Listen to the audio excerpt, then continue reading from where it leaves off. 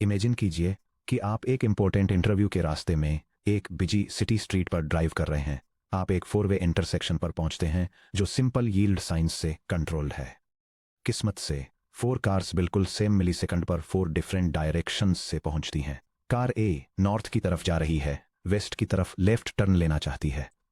ऐसा करने के लिए इसे कार बी के ऑक्यूपाइड क्वाड्रेंट में क्रॉस करना होगा।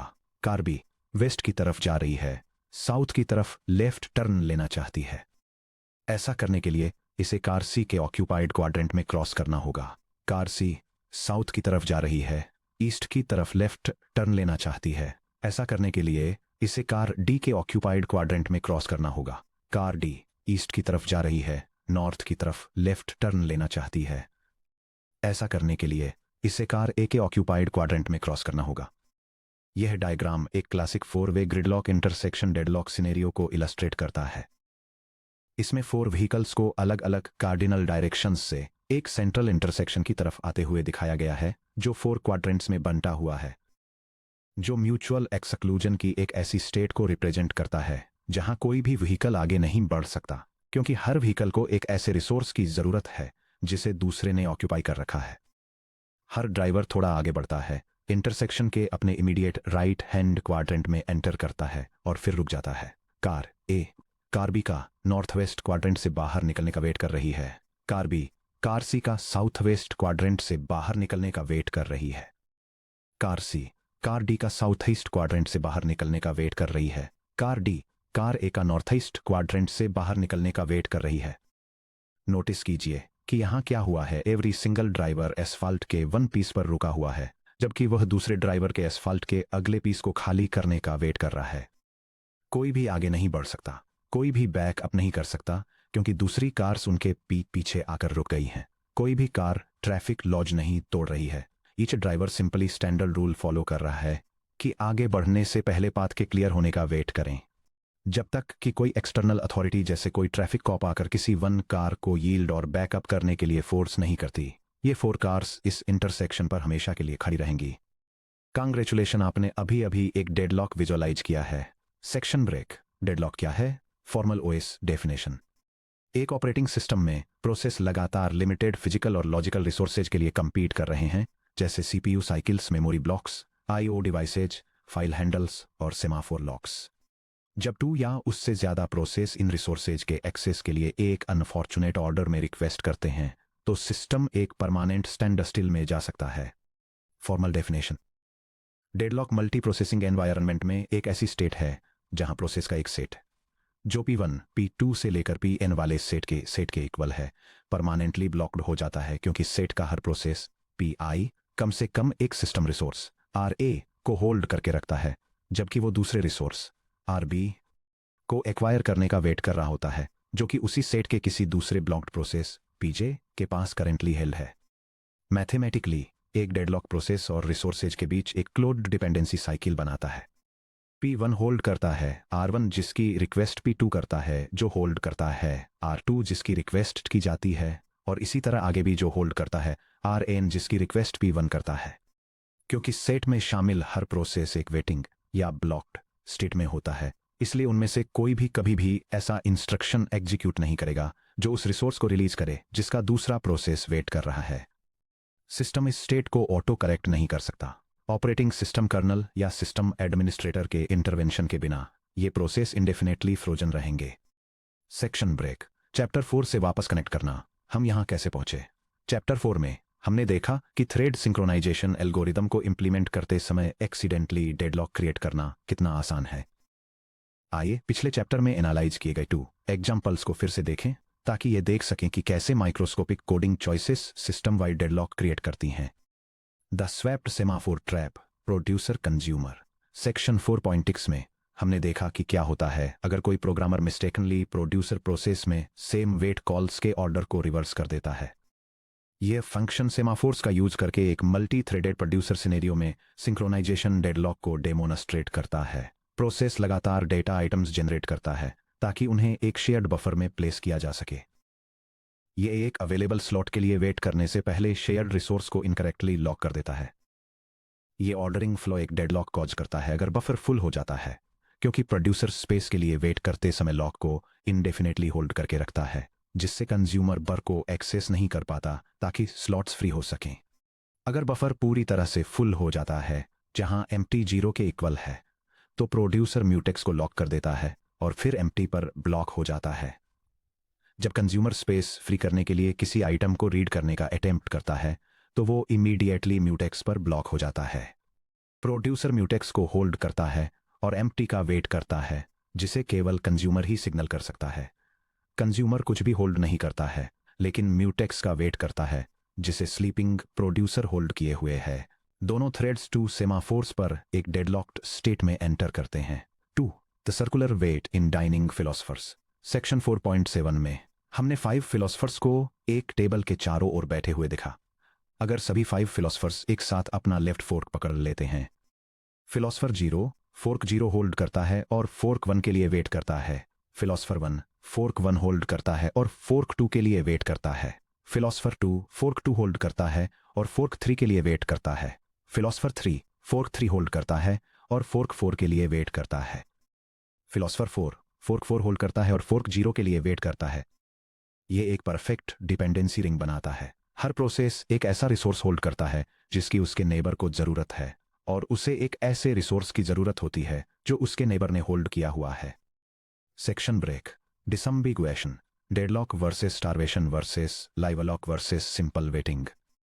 गेट जैसे कॉम्पिटिटिव एग्जाम्स और टेक्निकल इंटरव्यूज में स्टूडेंट्स के लिए सबसे कॉमनली मार्क्स लूज करने वाली गलती डेडलॉक को दूसरे प्रोसेस स्टेट्स के साथ कंफ्यूज करना है। चलिए डेडलॉक को सिंपल वेटिंग, स्टारवेशन और लाइवलॉक से क्लियरली डिस्टिंग्विश करते हैं। यह डायग्राम अलग अलग थ्रेड वेटिंग स्टेट्स को आइडेंटिफाई करने के लिए एक डिसीजन ट्री को आउटलाइन करता है। यह इवैल्यूएट करता है कि क्या कोई थ्रेड ब्लॉक्ड है और क्या रिसोर्सेज ट्रांसफर हो रहे हैं, ताकि सिंपल वेटिंग, स्टारवेशन और डेडलॉक के बीच डिस्टिंग्विश किया जा सके। अगर थ्रेड ब्लॉक्ड नहीं है, तो ये चेक करता है कि क्या रियल प्रोग्रेस हो रही है, ताकि नॉर्मल एग्जीक्यूशन और लाइवलॉक के बीच डिफरेंशिएट किया जा सके। Section break. Deadlock versus simple waiting. Simple waiting किसी भी ऑपरेटिंग सिस्टम में पूरी तरह से एक नॉर्मल और हेल्दी ऑपरेशन है। एक थ्रेड किसी फाइल पर रीड कॉल करता है या डेटाबेस लॉक के लिए रिक्वेस्ट करता है। इसे शेड्यूलर द्वारा टेम्परेरी रूप से वेटिंग स्टेट में मूव कर दिया जाता है, जब तक डिस्क आईओ कंप्लीट नहीं हो जाता या होल्ड करने वाला थ्रेड लॉक को रिलीज नहीं कर देता। ये वेट फाइनाइट होता है और रिसोर्स के फ्री होते ही इसके एंड होने की गारंटी होती है। डेडलॉक एक परमानेंट वेट स्टेट है। जिस रिसोर्स का वेट किया जा रहा है वह कभी रिलीज नहीं होगा, क्योंकि उसे होल्ड करने वाला थ्रेड भी ब्लॉक है, जो डायरेक्टली या इनडायरेक्टली पहले थ्रेड के लिए वेट कर रहा है। Section break. Deadlock versus starvation. Students अक्सर डेडलॉक और स्टारवेशन को इंटरचेंजेबली यूज करते हैं, लेकिन ऑपरेटिंग सिस्टम्स थ्योरी में वे फंडामेंटली डिफरेंट बग्स को रिप्रेजेंट करते हैं। स्टारवेशन या इंडेफिनेट पोस्टपोनमेंट। एक प्रोसेस रन होने के लिए रेडी है, लेकिन सीपीयू शेड्यूलर उसे बार बार पास ओवर कर देता है, क्योंकि दूसरे प्रोसेसेज की प्रायोरिटी ज्यादा है या शेड्यूलिंग पॉलिसी उन्हें फेवर कर रही है। चैप्टर 3.4 को दोबारा देखें।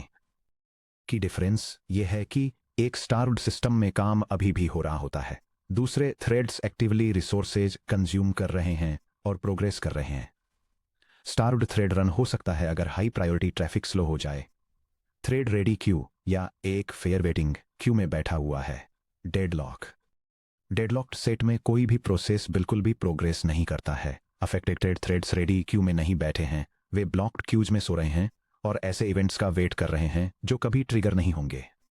इसे एक रेस्टोरेंट की तरह समझें। स्टारवेशन। आप 3 आवर्स तक एक टेबल पर बैठे रहते हैं क्योंकि वीआईपी गेस्ट्स आते रहते हैं और वेटर्स आपसे पहले उन्हें सर्व करते रहते हैं। रेस्टोरेंट में काफी चहल पहल है और दूसरों को फूड सर्व किया जा रहा है, बस आपको नहीं। डेडलॉक। शेफ वेटर का वेट कर रहा है कि वह साफ प्लेटें लेकर आए, जबकि वेटर शेफ का वेट कर रहा है कि वह गंदी प्लेटों पर रखने के लिए फूड कुक करे। किसी को भी सर्व नहीं किया जाता है और किचन बिल्कुल ठप हो जाता है। Section break. Deadlock versus livelock. अगर डेडलॉक एक नैरो हॉलवे में 2 लोगों के मिलने और एक ही जगह पर फ्रोजन खड़े रहने जैसा है जहां वे मूव करने से मना कर देते हैं, तो लाइवलॉक क्या है? लाइवलॉक 2 या उससे ज्यादा प्रोसेसेज दूसरे प्रोसेसेज में होने वाले चेंजेस के रिस्पॉन्स में लगातार अपने इंटरनल स्टेट्स बदलते रहते हैं बिना कोई रियल काम किए। की डिफरेंस। डेडलॉक में थ्रेड्स ब्लॉक्ड या वेटिंग स्टेट में होते हैं और 0 सीपीयू कंज्यूम करते हैं। लाइव लॉक में थ्रेड्स एक्टिवली रेडी या रनिंग स्टेट में रन हो रहे होते हैं और 100% सीपीयू यूटिलाइजेशन कंज्यूम करते हैं, लेकिन एक यूजलेस स्टेट लूप को रिपीट करते रहते हैं। इमेजिन कीजिए 2 पोलाइट लोग एक संकरे हॉलवे में एक दूसरे की तरफ चल रहे हैं। पर्सन ए अपने राइट की तरफ कदम बढ़ाता है ताकि पर्सन बी निकल सके। साइमल्टेनियसली पर्सन बी अपने लेफ्ट की तरफ कदम बढ़ाता है ताकि पर्सन ए निकल सके। अब भी वे एक दूसरे का रास्ता ब्लॉक कर रहे हैं। पर्सन ए वापस अपने लेफ्ट की तरफ कदम बढ़ाता है, जबकि पर्सन बी वापस अपने राइट की तरफ कदम बढ़ाता है। वे इस डांस को एंडलेसली रिपीट करते रहते हैं। यह इलस्ट्रेशन 2 कोऑपरेटिव थ्रेड्स के बीच लाइव लॉक के कॉन्सेप्ट को डेमोन्स्ट्रेट करता है। हर थ्रेड एक जरूरी रिसोर्स को एक्वायर करने की कोशिश करता है, लेकिन यह डिटेक्ट करने पर कि दूसरा रिसोर्स लॉक्ड है, वह तुरंत अपने खुद के रिसोर्स को रिलीज कर देता है, थोड़ी देर के लिए पॉज करता है और फिर से ट्राई करता है। क्योंकि दोनों थ्रेड्स एक दूसरे के स्टेट के रिस्पॉन्स में कंटिन्यूअसली एक दूसरे को यील्ड करते हैं, वे एक्टिव तो रहते हैं लेकिन कोई एक्चुअल प्रोग्रेस करने में फेल हो जाते हैं। बोथ थ्रेड्स एक्टिवली इंस्ट्रक्शंस को एग्जीक्यूट करते हैं, आगे पीछे सीपीयू साइकिल्स को बर्न करते हैं, लेकिन दोनों में से किसी को भी कभी भी साइमल्टेनियसली दोनों रिसोर्सेज नहीं मिलते ताकि वे फॉरवर्ड प्रोग्रेस कर सकें। Section break. Summary comparison table, GATE और इंटरव्यू एसेंशियल। यह टेबल 5 की मैट्रिक्स अक्रॉस 4 कंकरेंसी स्टेट्स जैसे डेडलॉक, स्टारवेशन, लाइव लॉक और सिंपल वेटिंग को कंपेयर करती है। फर्स्ट, प्रोसेस स्टेट्स को देखें तो डेडलॉक या सिंपल वेटिंग स्टेट में थ्रेड्स ब्लॉक्ड या वेटिंग होते हैं। इसके अपोजिट स्टार्व्ड थ्रेड्स रेडी होते हैं या किसी क्यू में वेट कर रहे होते हैं, जबकि लाइव लॉक्ड थ्रेड्स रनिंग या रेडी रहते हैं। सेकेंड, स्टक थ्रेड्स द्वारा सीपीयू यूटिलाइजेशन की बात करें तो डेडलॉक और सिंपल वेटिंग 0% सीपीयू कंज्यूम करते हैं क्योंकि थ्रेड्स आइडल बैठे रहते हैं या टेम्परेरीली ब्लॉक्ड होते हैं। स्टारवेशन का रिजल्ट भी टारगेट थ्रेड के लिए 0% सीपीयू होता है, हालांकि दूसरों के लिए यह हाई रहता है।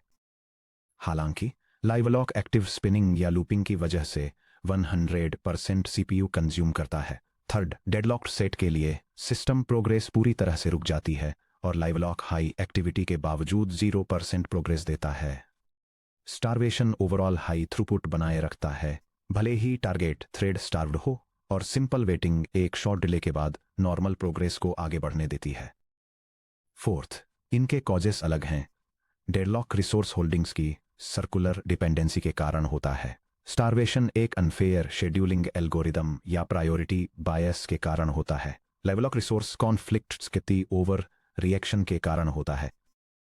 और simple waiting input output completion या लॉक रिलीज का वेट करने के कारण होती है।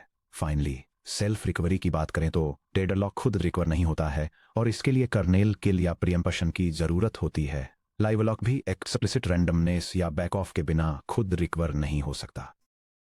दूसरी तरफ वर्कलोड कम होने या एजिंग एक्टिवेट होने पर स्टारवेशन खुद रिकवर हो सकता है और इनपुट आउटपुट एंड होने पर सिंपल वेटिंग ऑटोमेटिकली रिजॉल्व हो जाती है।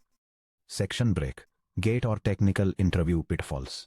चलिए 4 कॉमन मिसकंसेप्शंस को क्लियर अप करते हैं जो एग्जाम्स और टेक्निकल इंटरव्यूज के दौरान सामने आते हैं।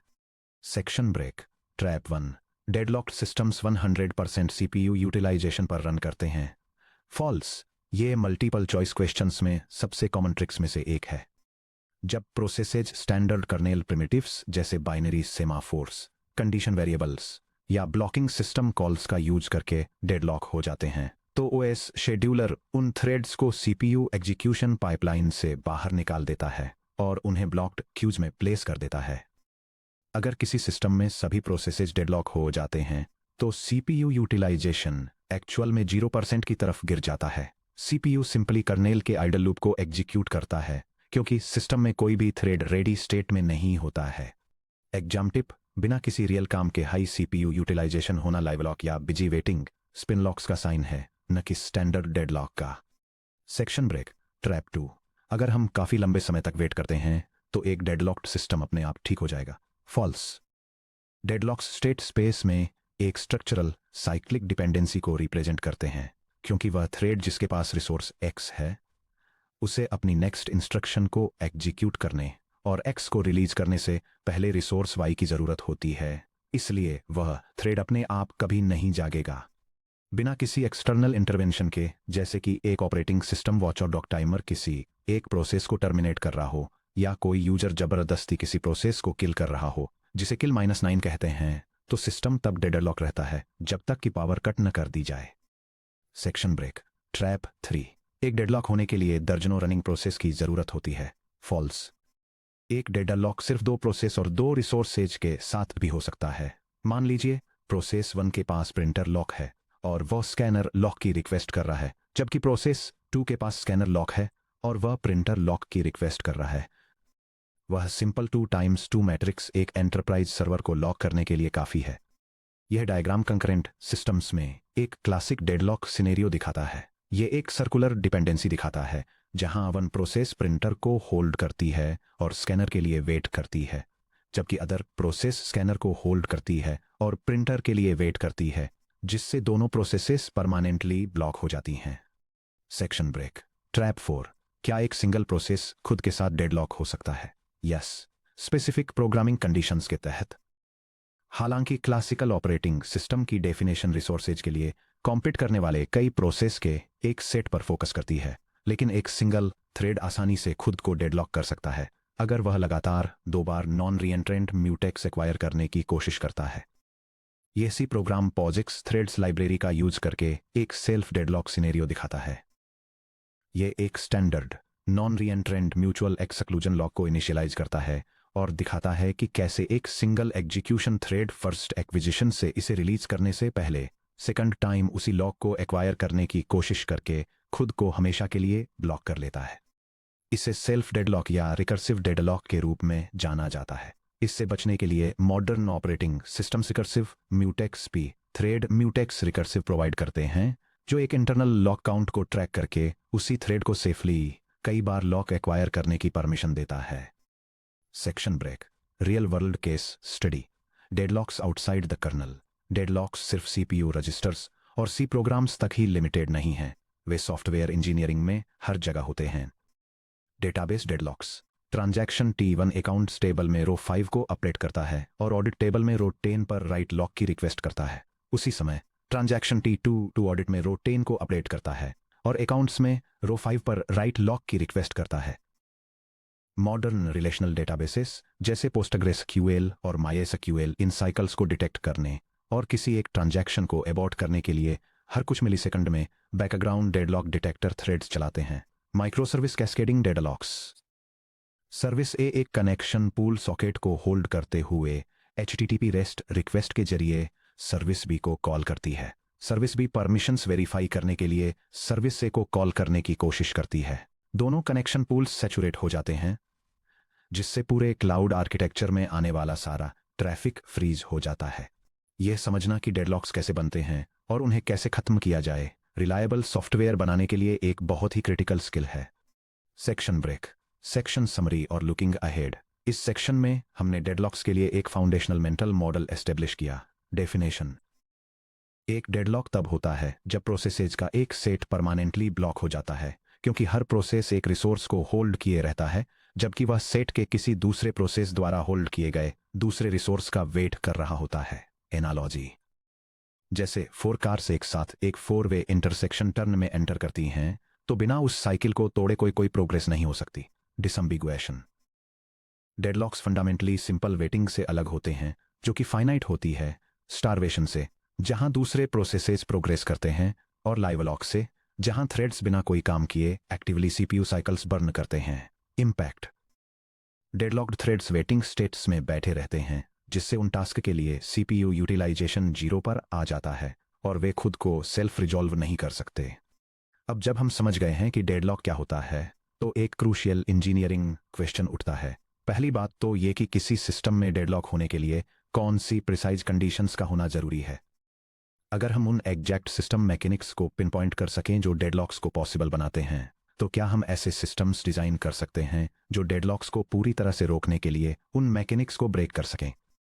आप पेज को 5.2 पर टर्न कीजिए, the 4 necessary conditions for deadlock, जहां हम कॉफमैन्स के 4 कंडीशंस को एक्सप्लोर करेंगे।